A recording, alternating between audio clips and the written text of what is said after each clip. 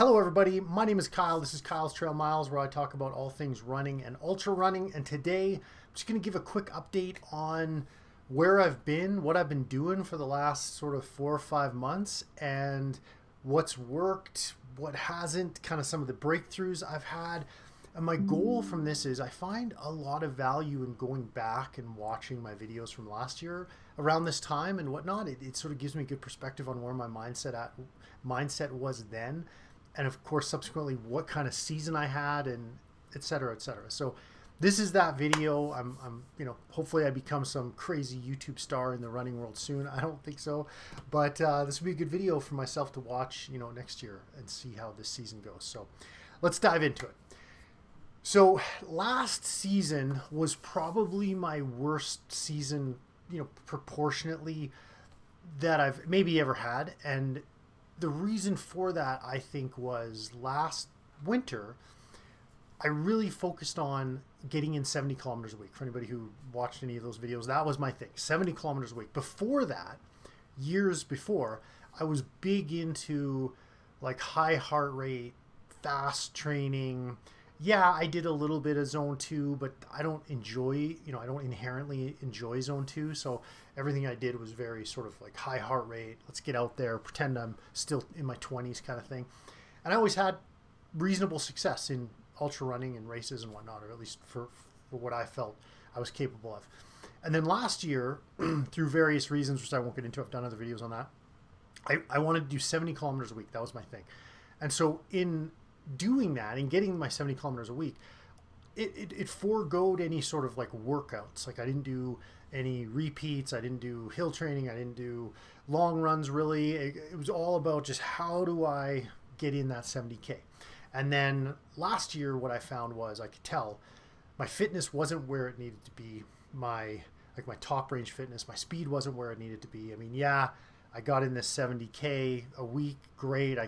Maybe that helped me in certain situations, but my race season just wasn't where I wanted it to be. So fast forward to this year, totally hit the reset button, went back to kind of my old school ways of training, but a little bit different. So anyways, here's what I did this off season. It is, at the time of recording this, it is February 13th, and I've just made some pretty good breakthroughs. So hopefully I can sort of parlay these into a great season. We'll see. So anyways, here are the key points that I have done over the last... My training started, my last race of the season, which is like mid-September, was not great. I actually DNF'd it. I still have a video coming on that. But I jumped into training like right after. I had zero break, full go. 2026 is my season. Let's get after it. So I've been pretty hard training now for... if we don't count September, the last part of September, October, November, December, January, February. So about 5 months if you take in the end of September and then the beginning part of February. So pretty substantial amount of time. But here's what I will say about that. This 5 months has gone by the fastest any 5 months of training has ever gone by in my life. Maybe this last 5 months is the fastest 5 months that has ever gone by in my life, because I've just really, really enjoyed everything I've done this off season. Last off season was an absolute total grind. And I did it because I thought it was going to show up in race results, which it had the opposite effect. But last season, it was all about getting in my 70 kilometers, which was just grinding on the treadmill at zone 2, and doing these Caroline Gurvine workouts on YouTube. Now they're awesome. Caroline Gurvine is an absolute beast. If you want to build muscle, and I can't say enough good things about it on YouTube, but it's hard. I'm not a weightlifter. That's not what I'm trying to do. I did it with my wife, so that was fun, but it was an absolute grind. I would be sitting there at work thinking about by evening, okay, I got to go home. I got to do Caroline for 45 minutes. Then I got to jump on the treadmill for an hour. Like, none of that's fun.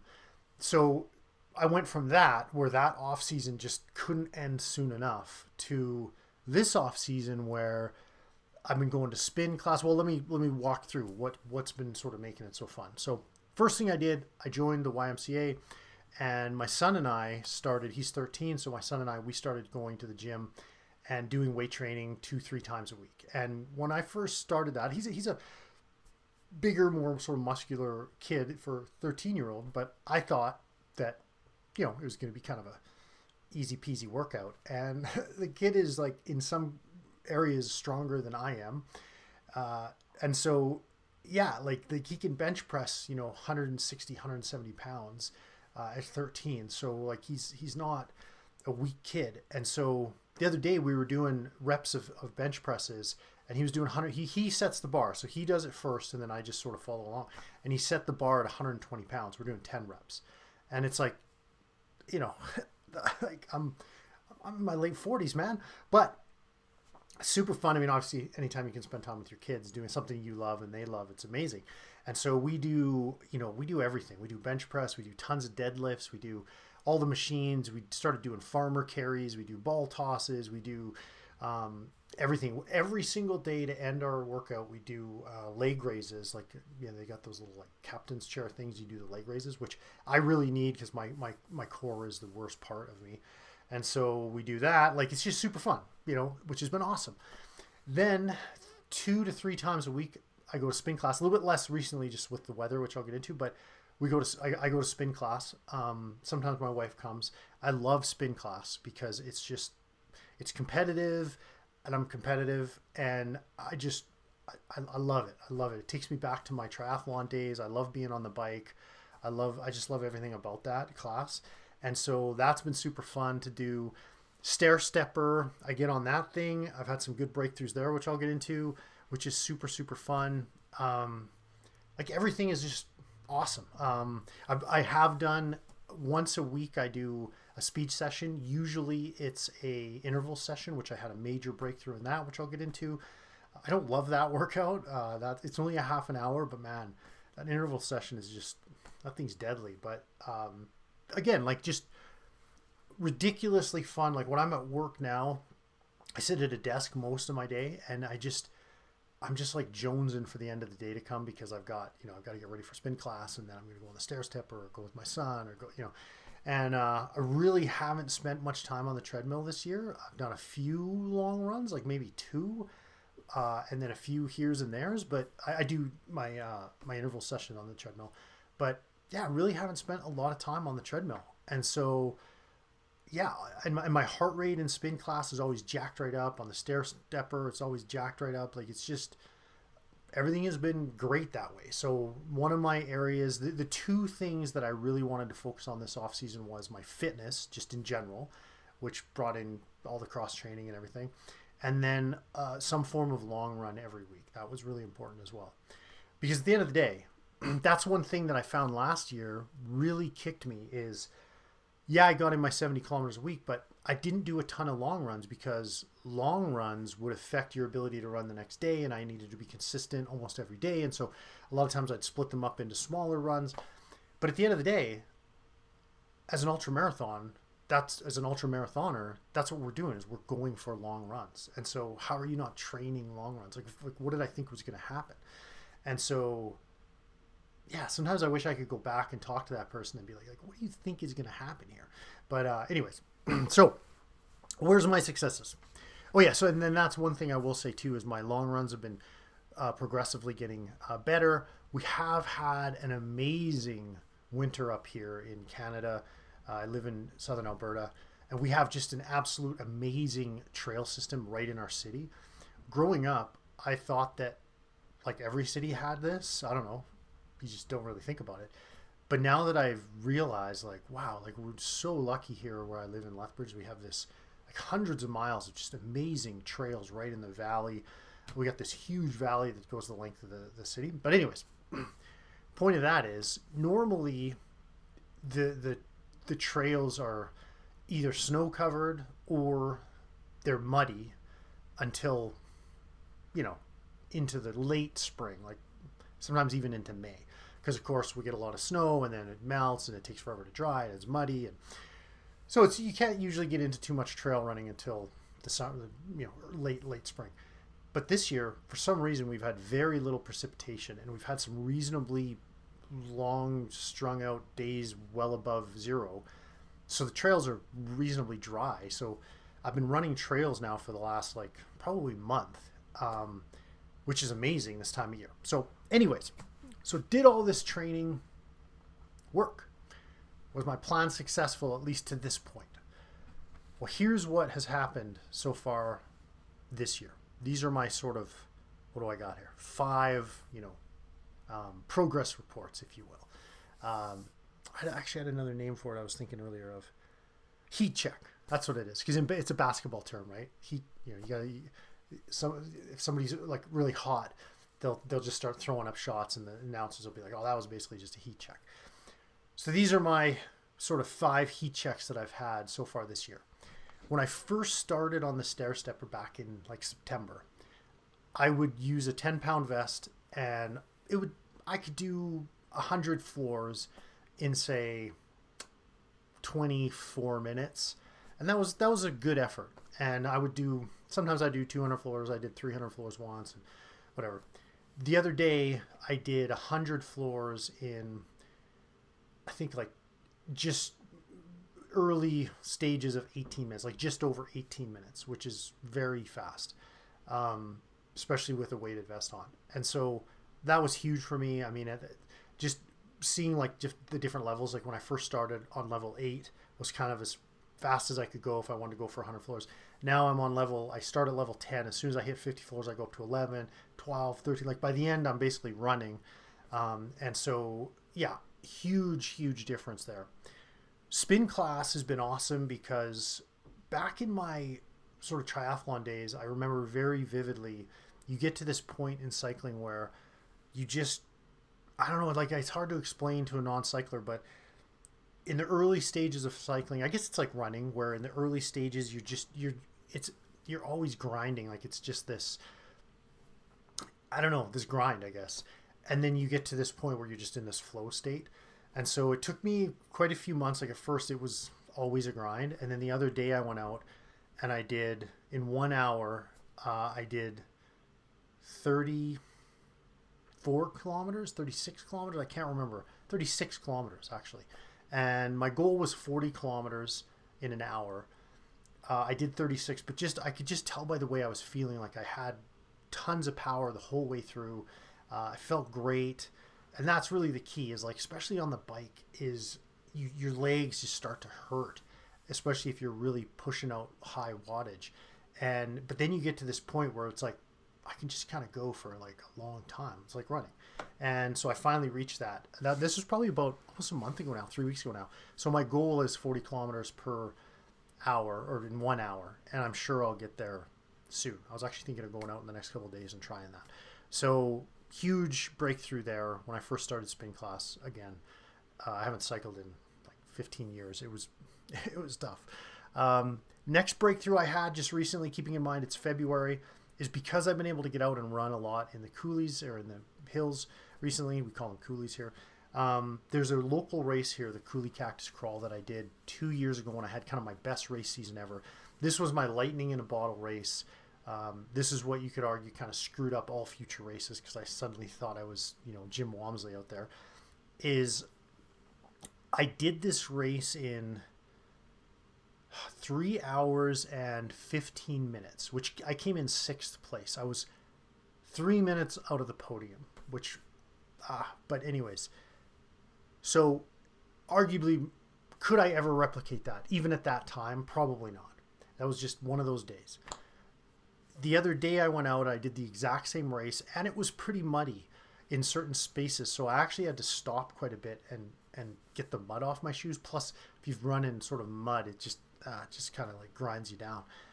And I did it in 3 hours and 36 minutes, I believe. So obviously not close to 3:15, but I did it wearing a pack. I had to carry fuel for the whole time versus aid stations.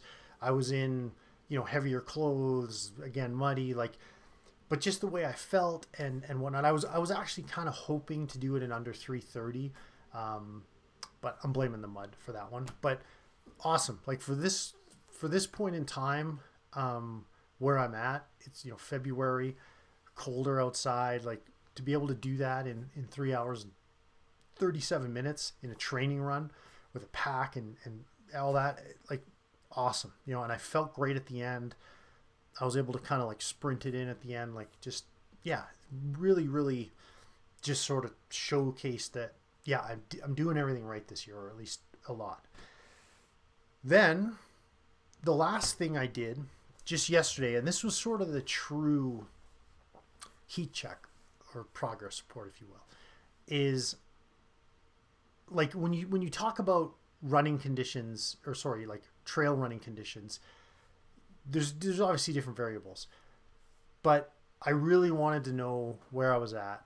And I haven't done hardly any road work this year, if any, actually. Like normally I'm out on the road a lot because I can't get on the trails, but for the last 2 months I've basically been on trails. So I went for a half marathon, and it's flat, but it's not flat. Like there's 3 or 4, probably 4 or 5 meter like climbs, which, you know, definitely slow you down, but flat enough. And 2 years ago, I guess 3 years ago, when I had my fastest half marathon ever, I did it in 1 hour and 35 minutes, and it was a net down. So this wasn't a net down. I went out, and it was actually pretty cold yesterday and extremely windy, which you could kind of argue with the windiness, because I had a tailwind half the time and then a headwind half the time. The headwind really sucked, but, you know, does it work out? I don't know. Anyways, I went out yesterday, and I kind of just decided, like, I'm going to simulate my race fuel the morning of. I didn't wear a pack. I just had a handheld. I'm going to go out. I'm just going to see where I'm at. I took 3 days off running before that. Had a long run on Sunday. Took Monday, Tuesday off. I did go to the gym with my son on Wednesday. And then Thursday, I had a very rare day off during the week from work. So I was like, okay, this is my time. Let's see where I'm at. So, and I really had no idea. Like, again, I have not done any sort of I haven't done anything like this all year. So I'm like, all right, like, this is it. If I go out there and I can only run like a 150 half marathon or even 145, I'm going to be a little bit disappointed. I was really hoping to be under that 140 range, but I just didn't know. So I go out yesterday, I get started. I'm feeling pretty good, but you just, you know, you don't really know. And as soon as I got to about kilometer 8, I was like, I'm absolutely crushing this. In fact, I thought at that moment that I was going to set a PR. My PR in a marathon is 135, in a half marathon, sorry. And so I was cruising along. I felt great. My heart rate was actually like reasonably low. It was like 156, 157, right where kind of I wanted it to be. And then I'm cruising out and feeling great. And I was like, just keep this feeling until you hit 10 kilometers. And then if you decide to kind of open it up a bit, then you can. And so I come out, I hit 10 kilometers. Right around kilometer 11, I kind of had like a little bit of a low point, but I had these little like chews in my pocket. So I grabbed a couple of these chews, ate them, and I'm cruising along and feeling great, you know, all things relative. And my pace was like right on pace. Like I was like sub 430 kilometer per minute. So I'm cruising along. And then I was like, okay, I had another like a little low point around 13 kilometers. I thought, just get to 15 kilometers, keep this pace up, get to 15 kilometers. Because once you hit 15 kilometers, like mentally, I only have 5 kilometers left. Because the last kilometer is a freebie. So it's like, all I got to do is get to that 5 kilometer mark. So I hit 15 kilometers. And again, everything was feeling great. But that's about the time I noticed my heart rate started to elevate. Like I was well into the 160s at this point. And by the time I hit about kilometer 17, I'm up in like, I actually looked down and saw like 170. But it was so weird because like I felt great. And there again, I think it's like, because I've been doing so much high heart rate training this year, I mean, that's kind of like all I've been doing really, other than maybe in my long run. But I just felt great. And I was like, I'm like, what is going on here? And I looked down, I'm like 172. Like, man, I feel like my legs had tons of power. Cardio, I felt great. Everything felt great. I was like, okay. And I know once I hit the 170s, like I'm on borrowed time. I mean, I'm burning probably straight glycogen at that point. And so I'm like, all right, like let's just keep going. And so my pace did slow down a little bit. Like it was down, it was up to like say 440, 445, like, but I was cruising. And then I did hit a kilometer 19 was like a little bit uphill and right into the wind. And I was like, I was kind of dreading it. I was like, man. And so you start thinking like, is there another way I can go? But I was like, no. Like, this is the way I'm going. And so I hit that part and my pace slowed right down. I think I went to like 450 or something. My heart rate jacked up and I hit the last kilometer and my heart rate at this point is like in the high 170s, which that very rarely happens with me. Like that's a very, very high heart rate, but I felt great. I was like just cruising and yeah, like everything just all systems go, felt great. And I came ripping through to the end. I ran a little bit further just to make sure I hit the half marathon point. And then my half marathon time for Strava was 1:36. So I missed my PR by a minute, but I had regular shoes on, just my Saucony Endorphin Speed 5s, which aren't like a plated shoe or a super shoe or anything. For the marathon this year, I'm going to get the new Nike Vaporflies. So that should hopefully take off a little bit, but I just felt great. I have no idea what was going on at the end there. Like there's no world where last year or years past I could get my heart rate into the 170s and for like a half an hour or more. I don't know, but it felt great. Like yesterday was like all systems go. What you're doing is working. Yeah, it was great. So at February 13th, I couldn't be happier with where I'm at. I still have so much training left to do before race season starts. And especially before like our kind of like big races get into play, like the death race isn't until August, early August. So, I mean, I've still got tons of time to really train for that. So yeah, everything's checking out. A couple of other things that I have been doing is I've really been prioritizing. I shouldn't say really prioritizing, but I've been making a conscious effort of prioritizing recovery. I used to pride myself on like running after a long day. I used to think there was like a real benefit to that. Run on tired legs, run. And so I would go out for like a long run on Sunday, and then I would always try to go for a run on Monday. Usually some form of speed session because like, yeah, that makes sense. But this year I kind of realized like I am, as much as I hate to admit this, I am an aging runner. I'm 47. I'm going to be 48 this year. And so is it realistic that I can go out and rip a long run and then go like at some point I got to realize that, I'm not 25. And so that's one of the other things I've been doing this year too, is after a long run, I try to take like one, sometimes even 2 days, like right off and then get back into it, or I'll just prioritize like a spin class, things like that. So that's been really successful for me as well this year. Feeling great. My weight is way better than it's been in the past, especially for this time of year. I'd still like to lose maybe a couple of pounds, but weight's good. Zero. And that's the other thing too. This is the most important thing about all of this is in years past where I just grinded out the treadmill, and I'm pointing at it, it's right there, where I just grinded that thing out for the winter. Like I gotta run. By this time of year, I'd be so excited to get out on the trails or outside because I'd have niggles all over the place. Like I've always had to really prioritize stretching before a run because I'll have like niggle here, niggle there, and so I'm constantly looking up on YouTube like how to stretch this part of your body because that's where my niggles are.